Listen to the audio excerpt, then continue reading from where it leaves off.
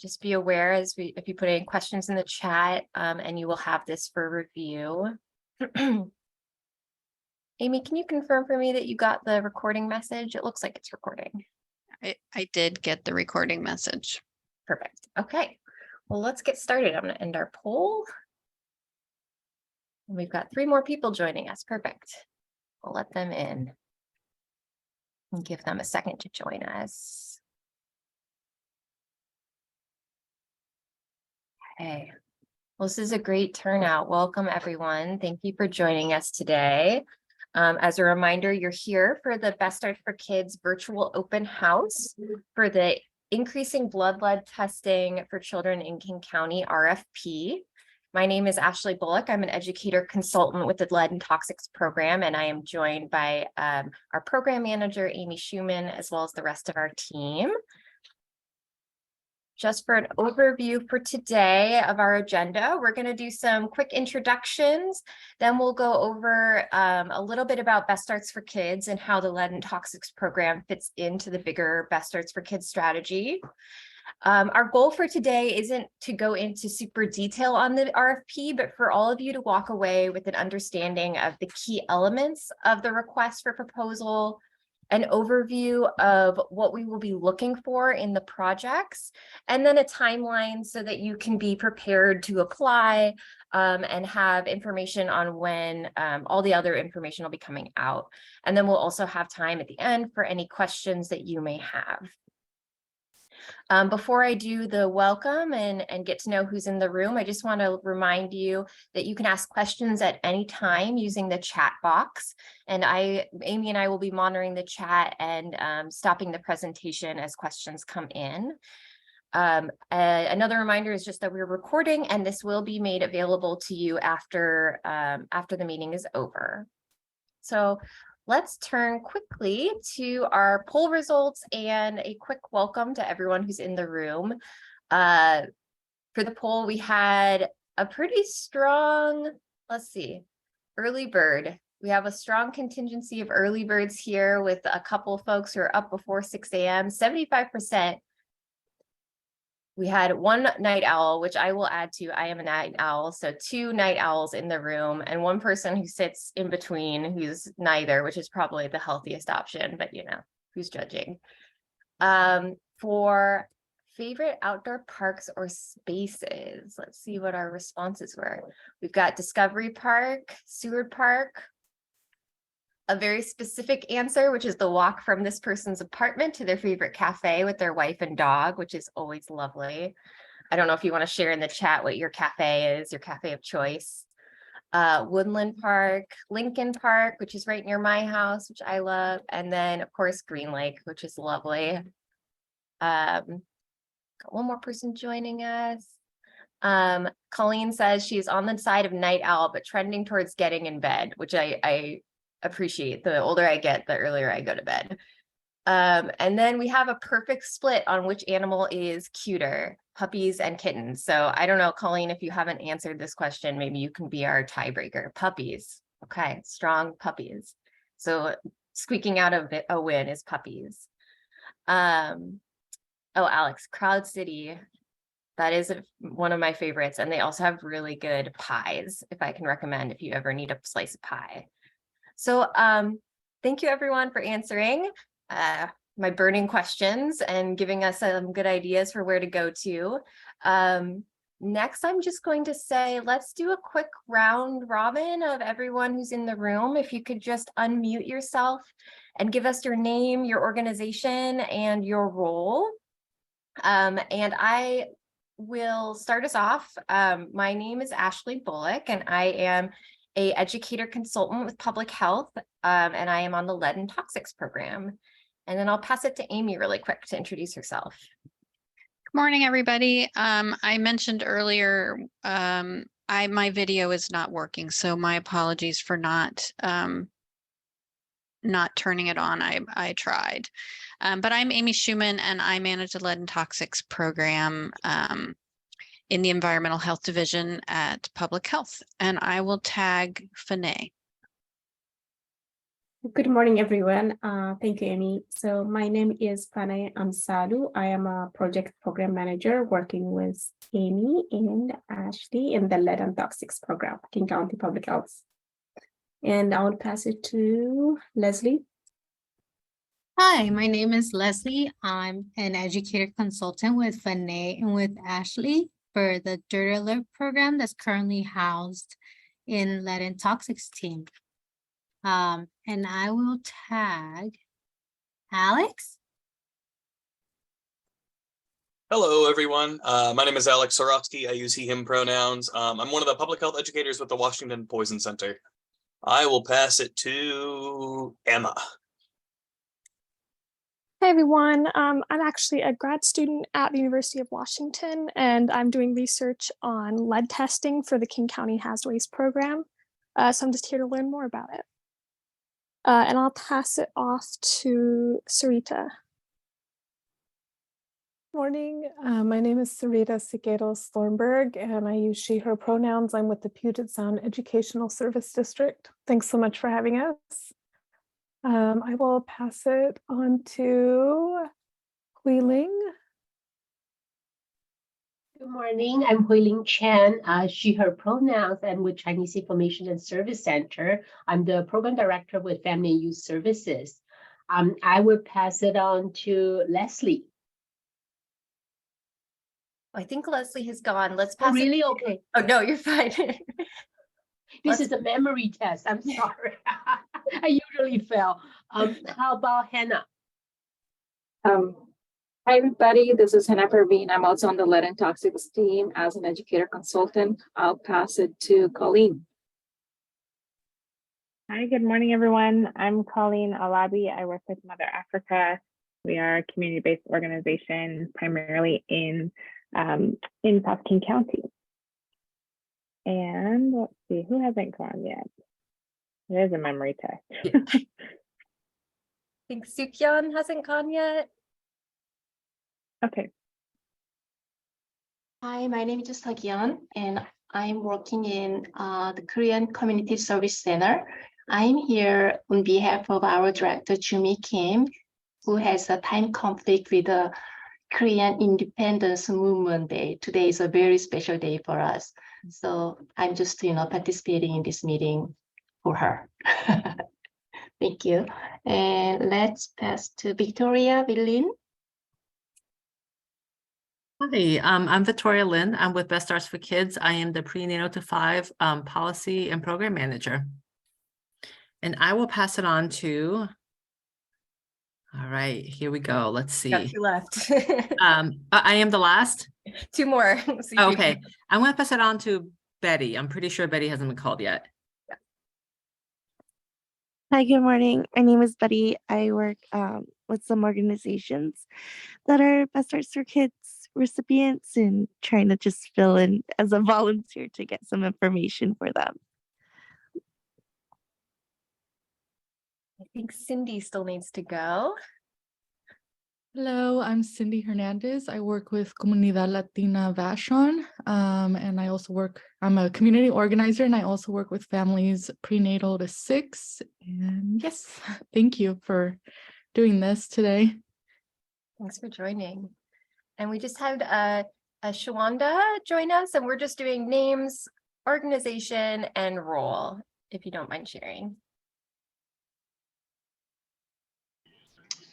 Hi, I am, my name is Shawanda. My pronouns are she, her. I am with Praise Hallelujah Discipleship, and I am working with BSK on the rental assistance side, the YHIFI, and I'm the director. Did I get it all? Yes, that's great. Thank you. Thank you. I think we got everyone. Let me know if we missed you. I think we got it. Okay. Well, welcome everyone, and thank you so much for taking the time today to be here. As I shared, this will be recorded, so for folks who can't be here, we'll make sure it gets out to them. And this is the open house for the Lead and Toxics programs, Increasing Blood Lead Testing in King County RFP. So the Lead and Toxics program is a integration program within Best Starts for Kids, and we primarily sit in the prenatal to 5 strategy. Just a little background on BSK, the vision for Best Starts for Kids is that we want to see babies born healthy, kids thrive, and young people grow up to be happy, healthy, successful adults. The mission for Best Starts for Kids is to strengthen families and communities so that babies are born healthy, children thrive and establish a strong foundation for life, and young people grow into happy, healthy adults. And as an integration strategy, we see ourselves sitting across the many different programs that that BSK supports for reaching families, and really making sure that we're educating families on the risks of lead poisoning, as well as making sure that they are connected with the services that are available and the resources that they need to make sure that their children's health is not affected by lead in the long term. We also just want to highlight this quote from the equity statement that was created by the Best Starts for Kids Child and Youth Advisory Board.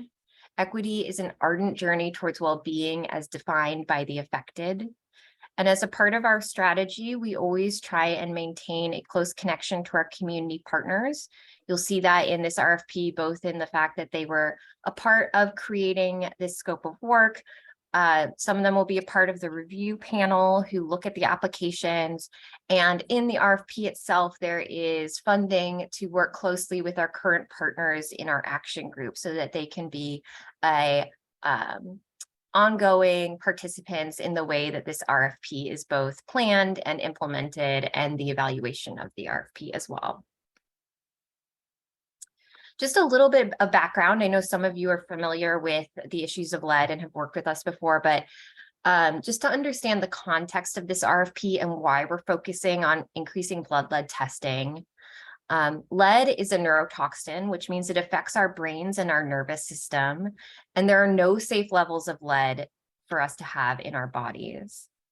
Lead exposure has a disproportionate impact on communities of color and low-income communities. This is due to a wide range of environmental justice issues and structural racism. One of the major things that we focus on is housing and redlining that has resulted in certain communities, especially Black communities, not having access to safe housing. And then, of course, one of the major issues we've focused on over the last year is products that are specifically focused on communities of color, like certain cosmetics that women of color use that put them at higher risk for lead poisoning. We also know that there is limited awareness, especially in Washington State and the general public, about the issue of lead poisoning. So we're working on continuing education and making sure that we're reaching communities that are specifically affected or at higher rates. And in Washington State, we have some of the lowest testing rates in the nation for blood lead levels, despite the fact that there are policies in place requiring that all Medicaid eligible children are tested at 12 and 24 months, and strong recommendations for other children on who should be tested based on their risk factors. We also know from our work with community over the last few years that there are emerging sources of lead exposure beyond just what the public health community and the medical community worries about, like lead paint, including culturally important items like the cosmetics or aluminum cookware that we see in families' homes. Any questions on the background before I pass it to Amy and she'll go into the RFP itself?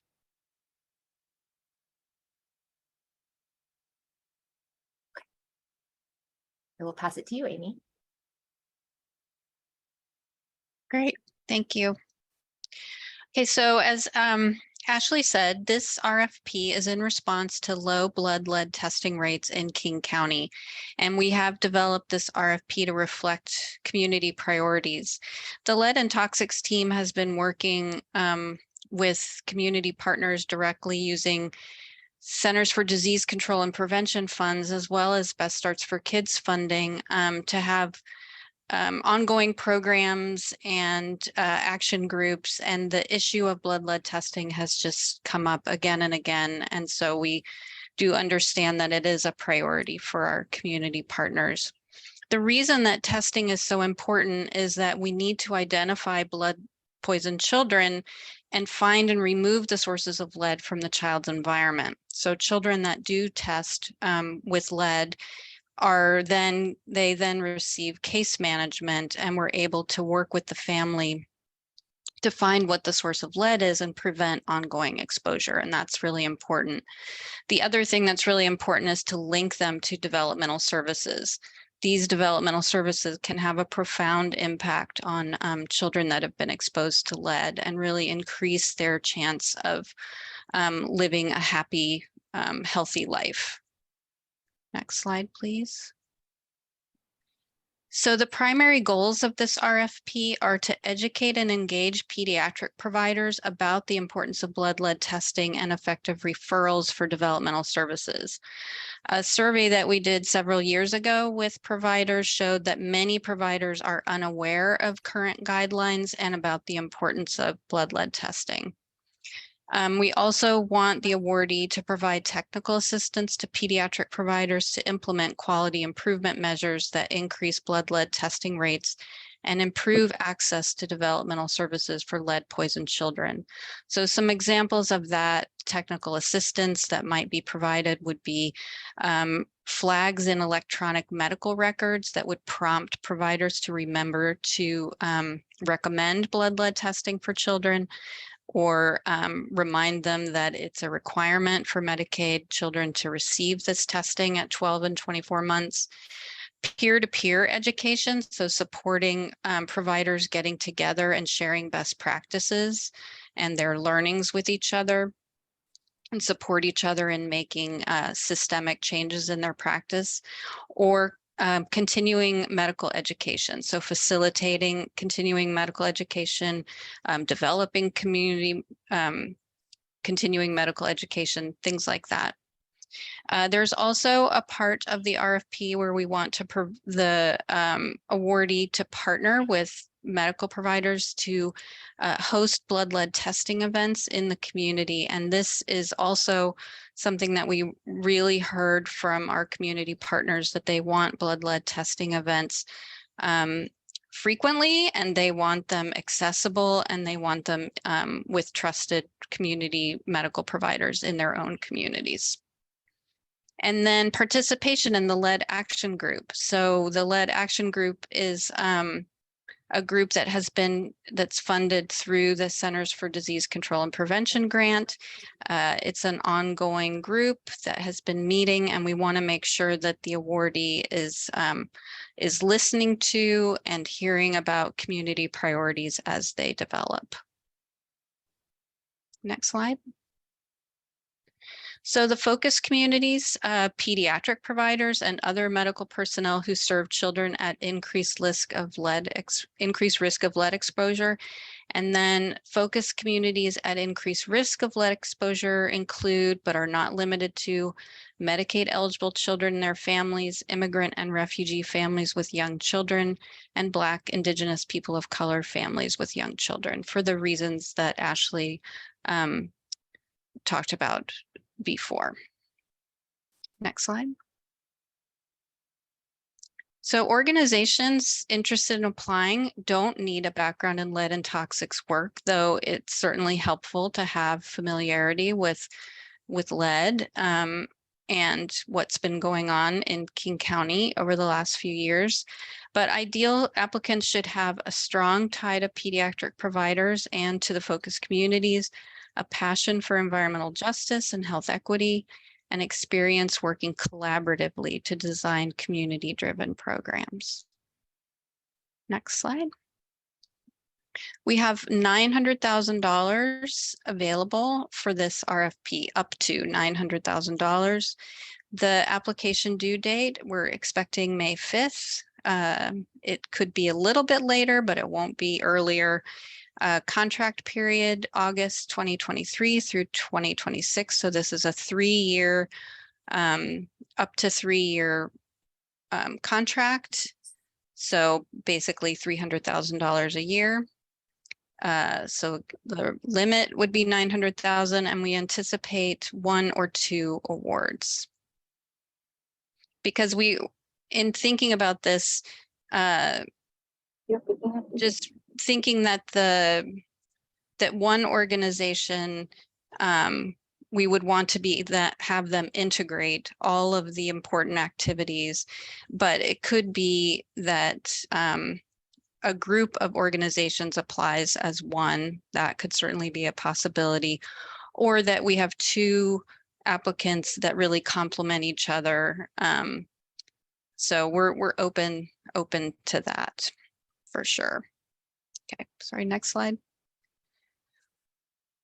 So this is our proposed timeline. We expect the RFP to be released March 15th. Like I said, it could happen a little later. It won't happen earlier. Online info session the week of March 20th. We'll be sure to let you all know when that's happening. If you want technical assistance with the grant, you should let the technical assistance team know at least 5 days prior to the RFP due date. And the deadline to contact King County with questions would be the day that the application is due, but of course we would recommend that you ask any questions that you have sooner than that. RFPs rated and reviewed the week of May 15th. We don't expect to do applicant interviews in person, but that could happen if there were two organizations or three that were very closely, had scores that were very close to each other, and an interview was needed to gather more information. We would expect to notify awardees June 1st and enter contract discussions in mid-June, and hopefully start contracts August 1st. Next slide. I was just going to share, Amy, for the info session, just wanted to highlight that that will be the time when we'll have more details on the actual application questions and the rating criteria. So while this is a bit more of a higher overview, that info session will be the time for you to come having already read the RFP and with any really detailed questions you may have. And our contracts person will be there as well. Great, thank you. That's helpful. So RFQ rating and review, the review panel participates in a 3-hour equity training together. We're very committed to looking at applicants and their proposals with an equity framework, and to be very aware of our own biases. So we talk about that a lot. It's very important to us. The review panel will closely follow the scoring criteria, which is detailed in the RFP. All proposals will go through a formal review process, and then recommendations from the review panel are reviewed and approved by Best Start's leadership and King County Council for final decisions. Next slide. Free technical assistance is available to you, and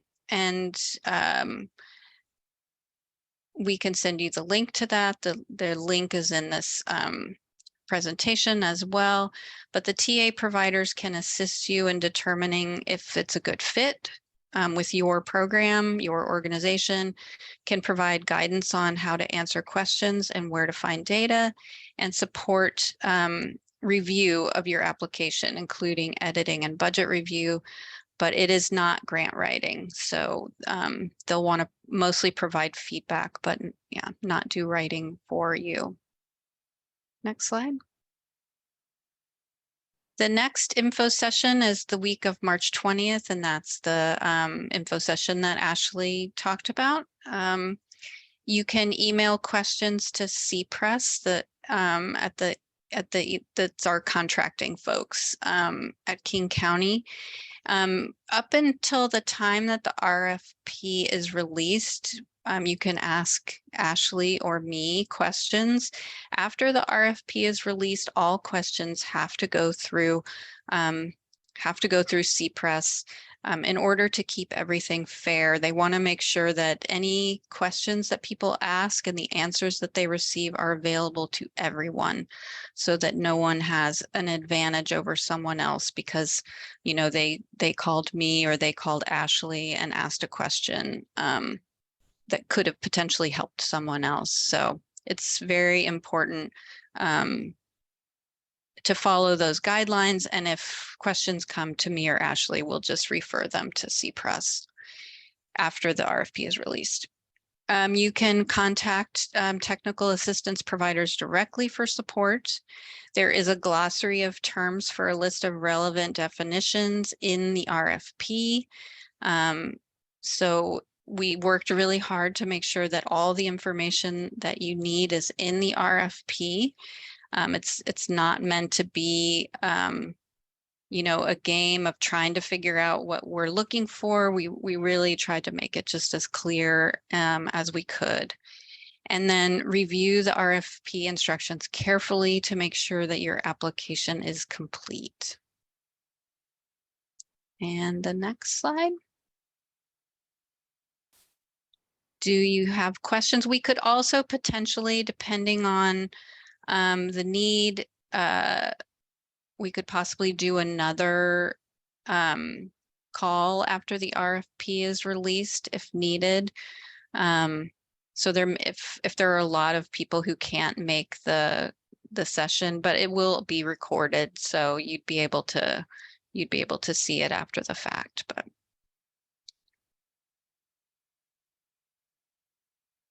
so I'm not seeing any questions in the chat after my slice of pie comment.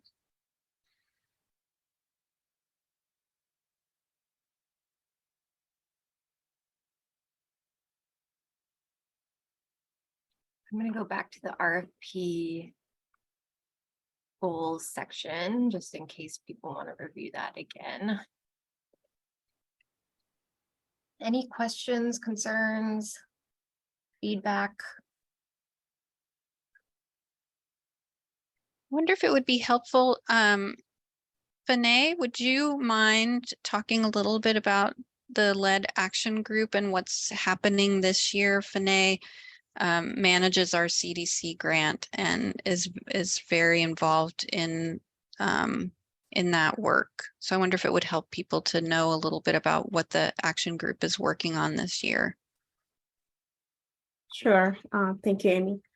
Yeah, so the action groups, we partnered with 8 community partners. I mean, some of them are here, Washington Poison Center and Mother Africa they join us today. Thank you. So we have 3 action groups. Last year we had 3 action groups: healthcare action group, product action group, and housing action group. So we've been meeting every other week and identifying barriers, strategies, and also, to educate our community members, especially in lead poisoning for children under 6. Last year, the whole session was mainly in identifying barriers. What are the barriers? What are the strategies to reach out to our community members? So the healthcare action group, they developed action plan to implement it this year. So one of the challenge and the barrier that are identified is low awareness, including both for healthcare providers and also for among community members. So based on the action plan this year, we're implementing the actions. The action plans are community oriented. It is the community partners, they work through almost for 8 months. So this year we are developing, we're working on the activities based on the action plan. Yeah, I think those are the main activities, the action group. Thank you. Thank you, Fanae.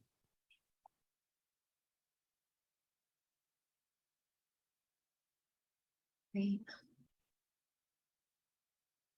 Well, if there aren't any other questions or feedback, I think we can end the meeting for today. As Amy said, we will share out the technical assistance information. We will share out our slides and we will share out the recording If you have any questions, you're welcome to email us. And we will also make sure to follow up with the information on when the actual information session will be once the RFP is released. So thank you for joining us. Thank you, Sarita. Thank you, everyone. And Thank have you, a great- everyone. Great to see everybody here today. Have a great day.